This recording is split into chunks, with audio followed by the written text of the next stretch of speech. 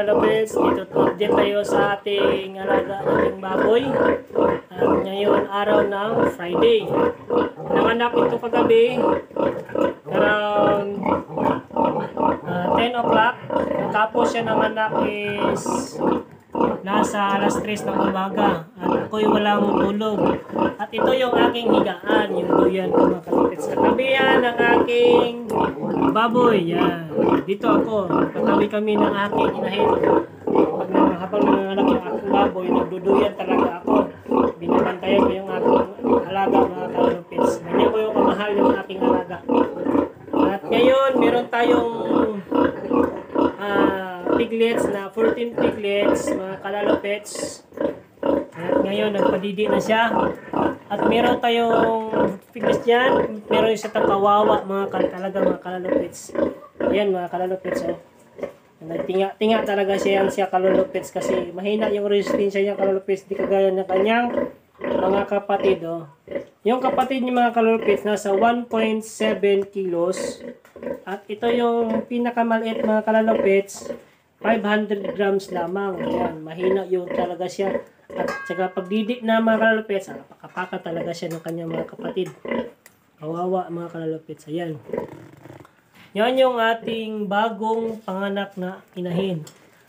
Second parity ito ni Priya mga kalalapits. Ito yung aking inahin na si Priya.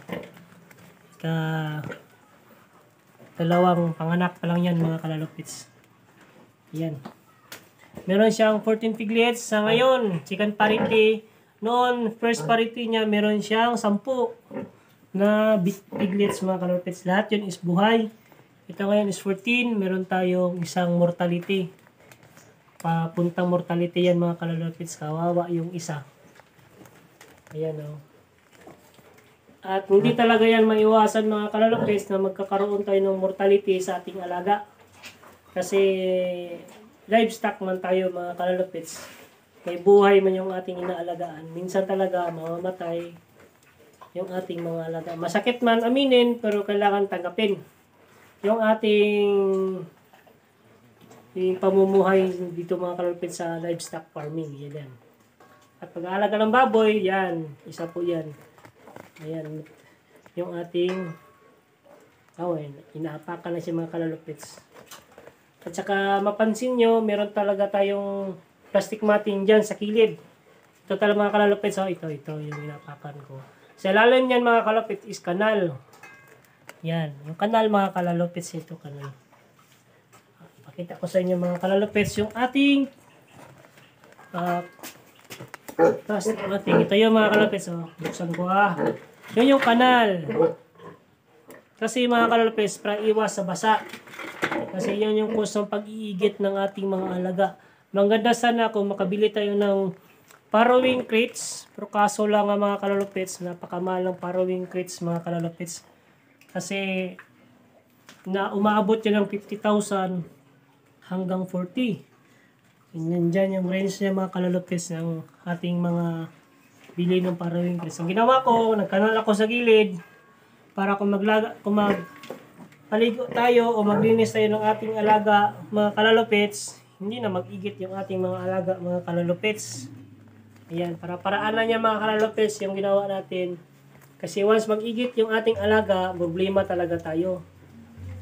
Ayan. Mag-igit yung ating biik, mabansot, at saka mamatayan. Isa yun sa noon sa mga problema ko, pero ngayon, nalampasan ko na. At hindi na ako mag-worry kapag mag-igit ng aking biik. Alam nyo kalalapits, yung ginagawa ko niyan mga kalalapits sa aking mga alaga, sa igit-igit na yan, yan yung cause na, yung common na sakit ng mga biik. Yung igit-igit mga kalalapits, madala yung tambal niya mga kalalapits, bigyan natin yan ng 15 pesos. Bili tayo ng Yakult. Yan yung ating ipainom. Kasi kapag magbigay tayo ng antibiotic, yung ating mga baboy, kawawa yan mga kalalapits. Minsan, matagal magtubo, o magtindog yung mga balahibo. Yan, matagal sila magtubo at bansot. Labas yung kanilang mga ribs sa likod. Saka yung buto niya sa likod mga kalupits, labas. Kawawa yung ating mga biik. Ang ginagawa ko lang dyan mga kalupits, bili ako ng 10 pesos na Yakult. At saka lagyan ko, bili rin ako ng loperamide. At saka ihalo ko, yan, yung gamot. Kung mag-igit na yung baktin nyo, kailangan pag tingin nyo basa yung tae ng yung baboy, magbilin talaga yun ng Yakult mga kalalupits. Kung wala talaga tayong pagbili, maglaga tayo ng dahon ng bayabas. Itingal natin sa baba ng ating baktin para maulian yung kanyang tiyan, para magtubol yung kanyang tae. Kasi once na basa yung tae, mahina yung tubo, yung ating baboy. Kapag tubol, mabilis yung tubo mga kalalupits. Malalaki yung malulusog yung ating mga biik. Yung ating mga biik mga kalalupits, malalaki yan. Kaya meron din tayo na gamot na anti-scouring, yung pagkapaanak pa lang, gagaya nito, bigyan tayo anti-scouring ng gamot. Yung baboy natin hindi na talaga mag-igit yung mga kalalupits. Pero napakamahal na gamot yun mga kalalupits. Nakasubok ko noon, maganda talaga yung biik. Kasi maganda rin yung presyo ng tambal mga kalalupits. Napakamahal mga kalalupits, 8,000 talaga yun. Wala talaga. Pero kung kuhan lang mga kalalupits, pakid naman tayo, badala yung bulong ng ating kuhan, igit. Bili lang tayo ng Yakult at saka loperamide, ihalo lang natin yan mga kalalupits. Yan. Impas na yung igit mga kalalupits mo, wala na yung igit. Kung mag-igit man siya, basa yung tae, bigyan mo lang ng bigyan, tingalin mo lang tingalin yung biik mo, hanggang magtubol yung kanyang tae. At minsan mga kalupits, pag pupunta ka pa lang sa kulungan, makita ka nila o maamoy ka nila, takbo-takbo na sa papunta sa iyo kalupits kasi tingin niya sa iyo Yakult na. Parang Yakult na kasi na-addict na sila ng Yakult. Yan yung ginagawa ko sa aking mga biik. Ayan yung mga kaunting sikreto ko sa aking pagbababoy. Ayan. Kasi iwas rin tayo sa mga antibiotic. Napakamahal ng antibiotic yung mga kalupits.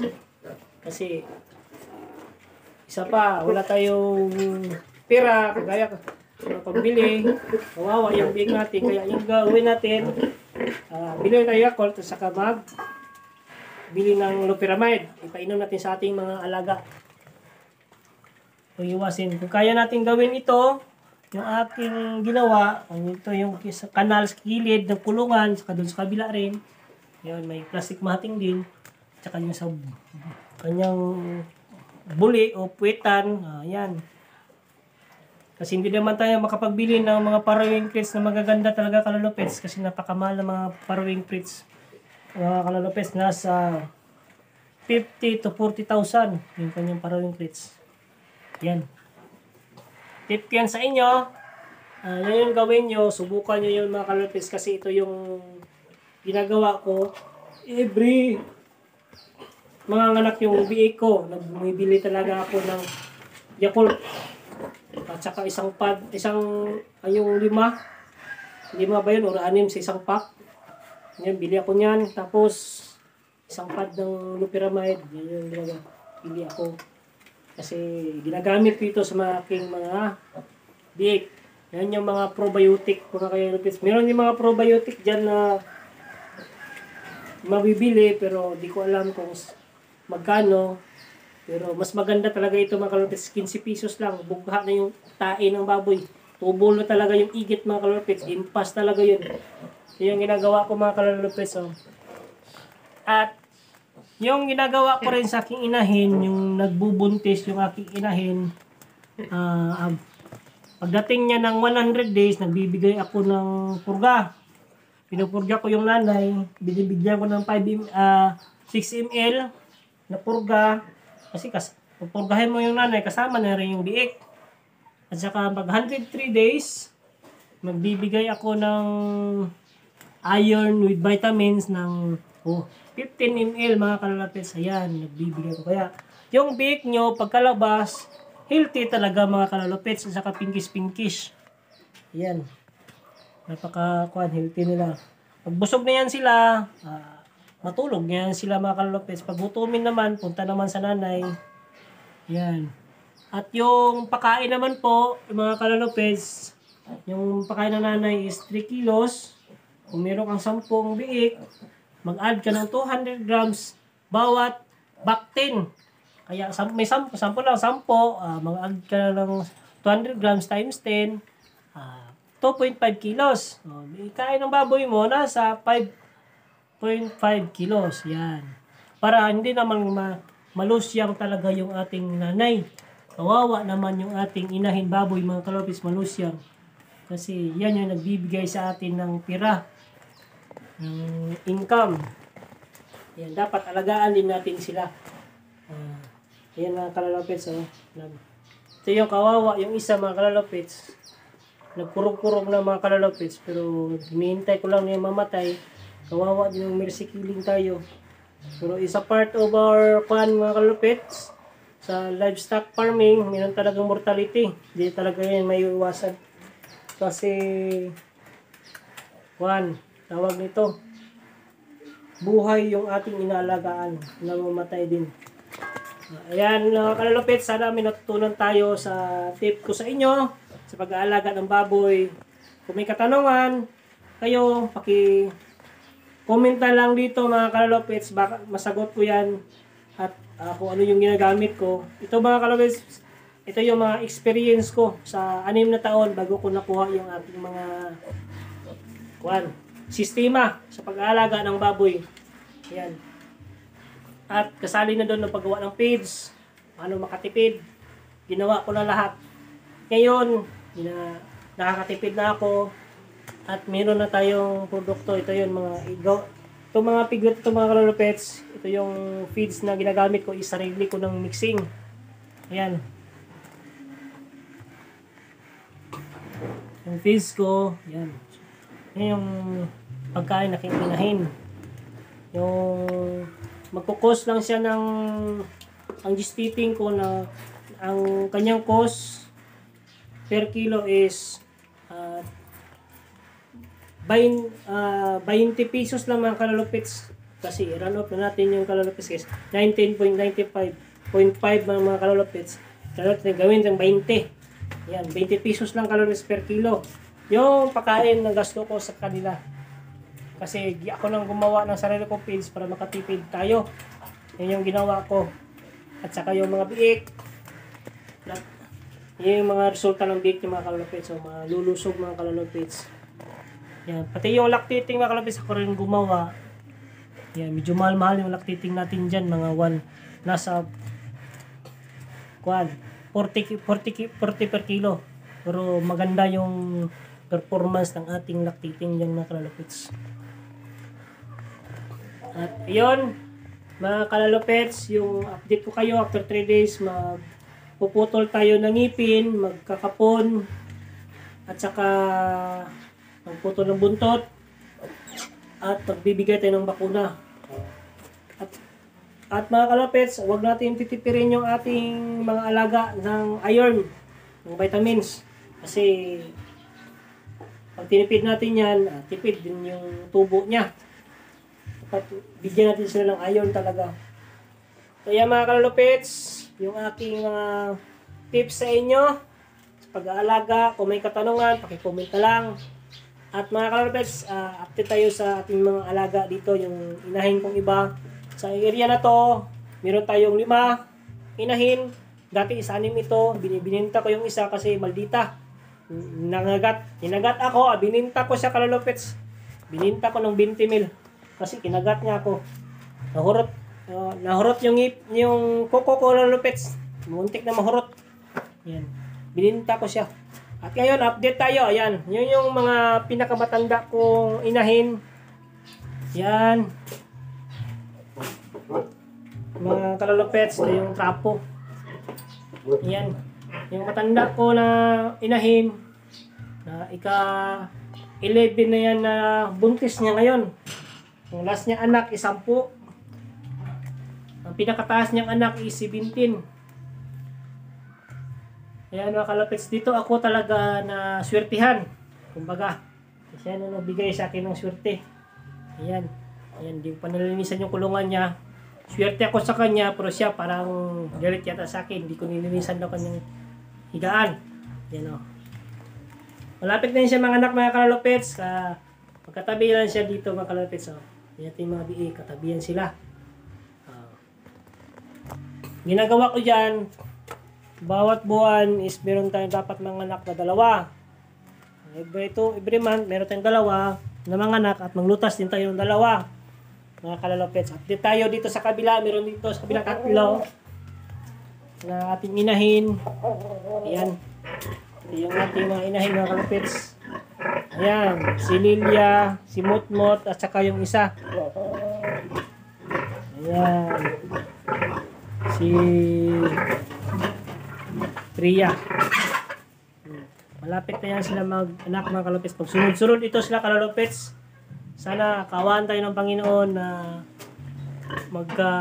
maganda yung kanilang anak at malulusog. Ayan. So yung drum natin mga kalalopets. Drum. Ginawa ko dyan, pinato ko dyan sa kulungan. Yung baboy sa ilalim. Yan sa kulungan. Yung isa di ko din kasi yung nakaraan, naputulan, nawala tayong tubig. Nasira yung tubig mga kalalopets. Na-abort yung tatlong inahin natin mga kalalopets. Ito sila. Tatlo din sila. Nag-abort ito tatlo. Dati kasi nawalan tayo ng tubig. Dito na 4 na araw kasi buntis sila. Na-abort sila mga kalalopets. Kaya naputol yung ating income sa buwan ng June, July, at saka May, naputol mga kalalopets. Ayan. At ito yung isang tangke, ginawa ko dyan. Automatic yun mga kalalopets. Na kapag magnubo yung tubig, mag-agas talaga yung tubig mga kalopets. Dyan, para yung may bula dyan sa ibabaw. Yung kagaya ng flasher na CR. Yun, kinuha ko yung flasher ng CR, nilagay ko dyan para mag-agas yung tubig. Para rin na tayo lagay-lagay at saka malimutan, mag-awas-awas. Marami tayong bayarang tubig. At ayan yung ating mga alaga. At mga kalalopets, maraming salamat sa inyong panonood. Sana meron kayong natutunan sa ating alaga. At kung meron man kayong katanungan, paki-comment na lang, like and share na lang po ng ating video. At dito na tatapos ang inyong kalalopets sa inyong buhay baboy.